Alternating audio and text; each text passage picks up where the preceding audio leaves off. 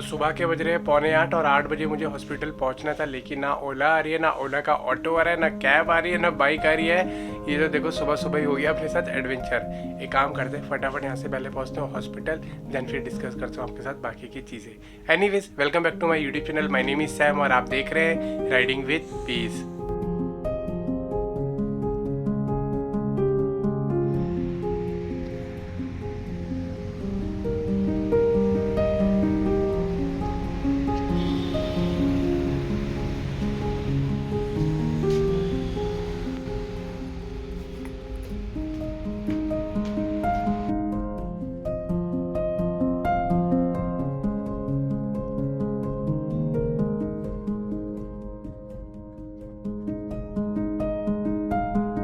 तो ओला कैब की वेटिंग देखते ही देखते मेरे को लगा कि यार मैं लेट हो जाऊंगा हॉस्पिटल पहुंचने में, तो सोचा क्यों ना स्कूटर निकाल के सीधे डायरेक्ट पहुंच लिया जाए, क्योंकि इसके बाद पता नहीं लाइफ में दोबारा मौका मिलेगा स्कूटर बाइक चलाने का या नहीं।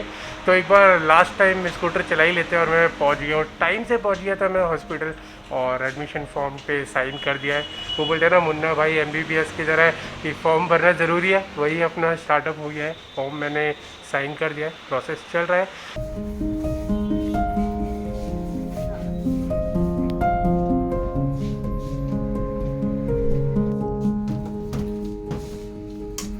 तो बेसिक चेकअप अभी चल रहा है, अभी ऑक्सीजन वगैरह सब कुछ चेक कर लिया। अभी ECG होना बाकी रह गया। ECG होने के बाद फिर रूम में शिफ्ट होंगे, देन आगे प्रोसीड करेंगे आगे के अपने जो सर्जरी होने वाली है। हाँ, एक बार रूम में शिफ्ट हो जाए फिर आपके साथ मैं एक्सप्लेन कर दूँ कि मेरी आज से किस चीज़ की सर्जरी होने वाली है।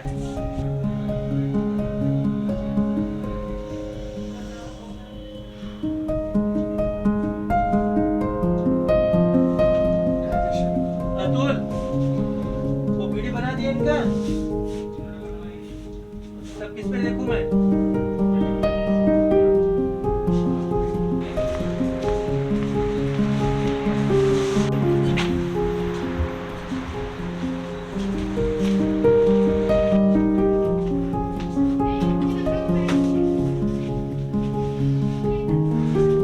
तो फाइनली रूम के अंदर आ गए। बस फ़र्क इतना कि एडवेंचर पे जब निकलते हैं, ये भी एडवेंचर ही है, तो वो होटल का रूम होता है और ये हॉस्पिटल का रूम है।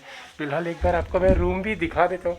चारों तरफ ज़बरदस्त वाली फीलिंग आ रही है, और आज का जो एडवेंचर होने वाला है ज़बरदस्त होने वाला है, क्योंकि मैं हर एक चीज़ शूट करने वाला हूँ। फाइनली रूम टूर के बाद ड्रिप वगैरह लग चुकी है, छोटा मोटा इंजेक्शन लग चुका है। जो बेसिक ट्रीटमेंट होता है वो सारा हो गया है।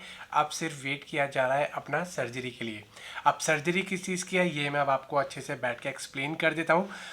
जितने भी लोग मुझे 1 साल से फॉलो कर रहे हैं तो उन सभी ने नोटिस किया होगा कि मेरे ना इस रिस्ट में मैं गर्म पट्टी बांध के रखता था। और नोटिस किया होगा कि जब मैं राणा जी के साथ ट्रैक पे गया था तब भी मैंने गर्म पट्टी बांधी हुई थी। उसके बाद बीच में मैंने स्पीति वैली भी गया, लद्दाख भी गया, और भी काफ़ी सारे ट्रिप्स किए तो मैंने गर्म पट्टी बांधी। काफ़ी पेन हो रहा है, आपने नोटिस किया होगा। तो ये जो प्रॉब्लम स्टार्ट हुई है ये इसी से स्टार्ट हुई है। तो काफ़ी टाइम पहले जब दर्द स्टार्ट हुआ तो मुझे लगा शायद मसल पेन हो सकता है, और ये वाला पेन ऐसा था कि आता था और चला जाता था, कंटिन्यू नहीं रहता था। बट पिछले 2 महीने से कंटिन्यू पेन है। जब से स्पीति वैली किया उसके बाद से कंटिन्यू पेन है। तो घर का काम चल रहा था, फिर आपको पता है कि प्रेगनेंसी वाला भी पीरियड चल रहा था, तो वो बेबी वगैरह भी हुआ। तो उस चक्कर में मैंने सोचा कि एक बार सारा काम खत्म हो जाए तब अच्छे से दिखाऊंगा। तो मैंने फिर जिस दिन धनतेरस था दीपावली से पहले, तो मैंने उस दिन अपना एक्सरे कराया। और जिस दिन एक्सरे कराया तो अभी एक स्क्रीन पर एक्सरे आ रहा होगा, आप नोटिस कीजिएगा कि वहाँ पे एक हड्डी के अंदर यानी कि इस वाले पॉइंट के ऊपर एक ब्लैक स्पॉट आ रहा है। तो ये स्पॉट आया जहाँ से मैंने लोकल से एक्सरे कराया था, तो उन्होंने बोला कि ये कुछ प्रॉब्लम हो सकती है, आपको MRI कराना पड़ेगा और किसी स्पेशलिस्ट ऑर्थोपेडिक स्पेशलिस्ट से मिलना पड़ेगा। तो मैंने कहा ठीक है। एक बार ये उसी टाइम में घर का रिनोवेशन भी चल रहा था, मैंने कहा ये भी काम ख़त्म हो जाए देन मैं फिर आगे दिखाता हूँ कि क्या प्रॉब्लम होगी। फिर उसके बाद अभी मैंने अपना थोड़ा शॉप वगैरह पे गया था 2-3 दिन पहले, थोड़ा सा सामान वगैरह उठाया तो मेरे हाथ में स्वेलिंग आ गई और पेन बहुत ज़्यादा होने लग गया। तो मैं नेक्स्ट डे सीधे सुबह उठा, और जिस हॉस्पिटल में भी मैं बैठा हूँ छतरपुर के अंदर है, क्रोनस नाम से हॉस्पिटल है, मैं सीधे यहाँ आया। मैंने अपॉइंटमेंट लिया, डॉक्टर साहब से मिला और उनको मैंने दिखाया। तो उन्होंने सीधा बोला पहले आप MRI कराओ, उसके बाद मैं आपको बाकी चीज़ें डिस्कस करके बताऊँगा। तो फिर मैंने उन्हीं के रेफरेंस से मैं गया, एमआरआई कराया, और एमआरआई करा के जब मैं वापस आया तो एमआरआई कराने जब मैं गया था मैंने स्टोरी डाली थी, लेकिन मुझे लगा था यार छोटा सा पेन है तो शायद एमआरआई भी मेरा 5 से 10 मिनट के अंदर हो जाएगा, लेकिन मेरी गलत फहमी थी। उन्हें कम से कम आधा घंटा लगा उस एमआरआई को करने में, वो सारी चीज़ें उनको जांचने में, मतलब देखने में, डायग्नोस करने में उनको काफ़ी टाइम लग गया।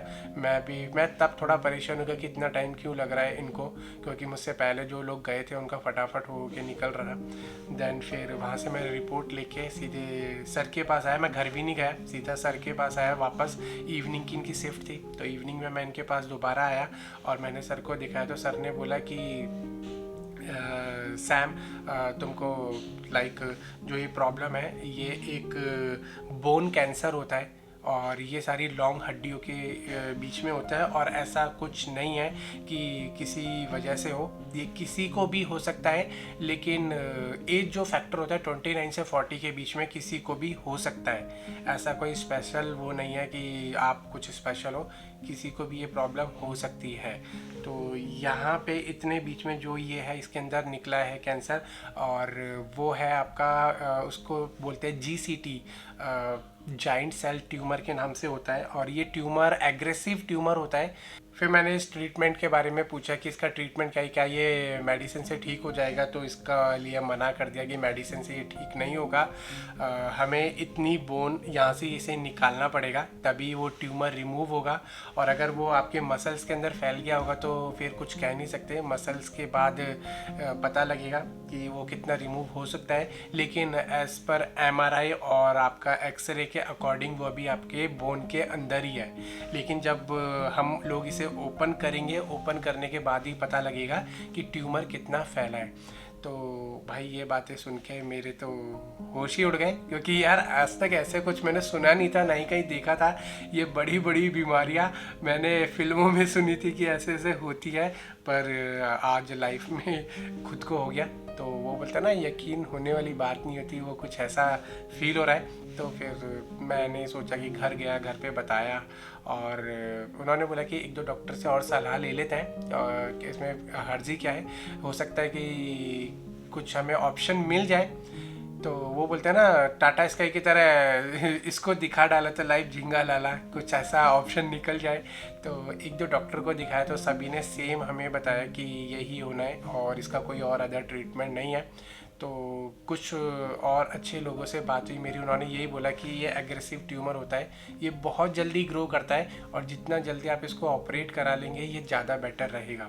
तो मैं सीधा हॉस्पिटल आ गया और अपना आ जाइए, तो सीधा हॉस्पिटल आ गया, और हॉस्पिटल आके मैंने एडमिशन ले लिया। और फिलहाल मैं यहाँ पे अकेला आया हूँ, क्योंकि आप सभी लोग जानते हैं कि कोरोना का टाइम चल रहा है, मैं पूजा को लेके आ नहीं सकता था। पूजा आती तो अपनी छोटी बेबी भी आती, तो हॉस्पिटल में यार छोटे बच्चों को लाना इस टाइम पे आप समझ ही सकते हो।